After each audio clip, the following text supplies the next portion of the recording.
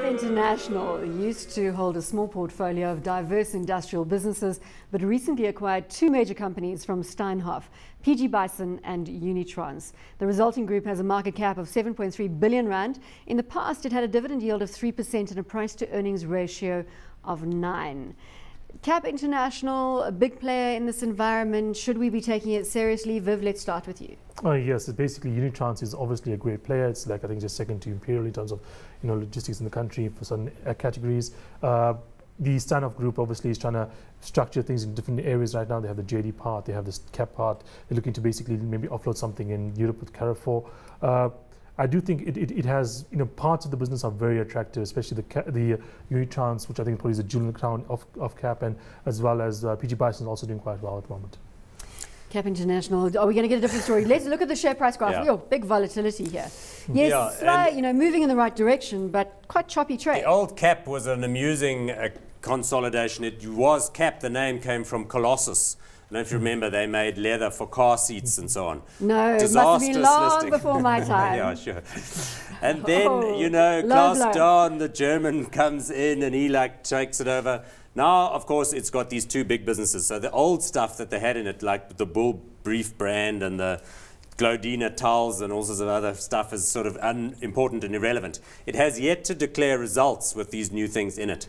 So the trouble is that it's worth 7.3 billion rand on the market, but it doesn't trade yet. Nobody can figure out what its earnings are going to be. The CEO is now Joe Gravier, the guy that came from Unitrans. So I think it's early days. I don't think it's a massive opportunity, though. I think it's going to have to demonstrate to the market what its earnings can be. I don't think there's a secret, undiscovered gem out there. I think it's certainly sounds like a wait-and-see kind of stock where Paul is going with all that uncertainty, not much visibility. I don't think I'd put my money into it. Look, or am I wrong? Look, I don't think it's worth nothing. I think there's quite a bit of value here, but as Paul mentions, we don't know how much value there is in there.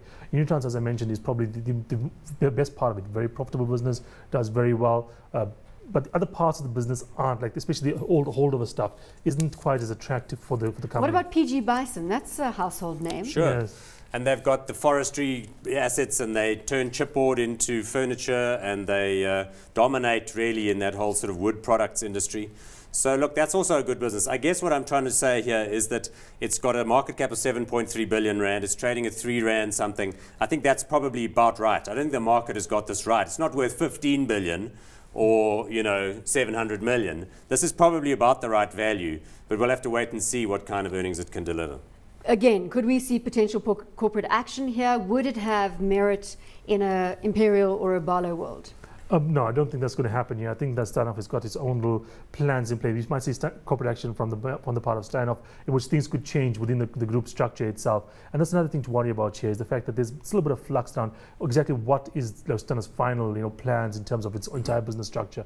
And we don't know that yet. And basically, we have to rely on or trust in them to actually give you value from that company.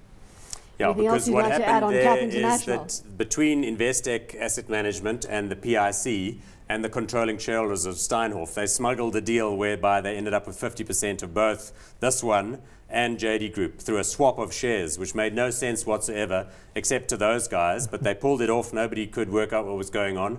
So now they own 50%, but that prevents them from doing any further deals. What I think is positive, though, is that those Steinhoff guys are effective managers, and they've taken responsibility now for all of the assets in the whole KAP portfolio. Well, we were talking about Steinhoff yesterday, weren't we, with Marcus And he's busy visiting all the plants and very hands-on. If there's anything wrong, he's going to fix it. So I like the assets that are in there. I just think right now to go and put big money into them before you know where the earnings level is sustainably is probably silly. And I think we've got the same kind of consensus, level of consensus between both of you. Hot or not? Not hot. Viv on KAP International. Not hot just yet. Maybe there's more clarity we might be about them, but not just yet.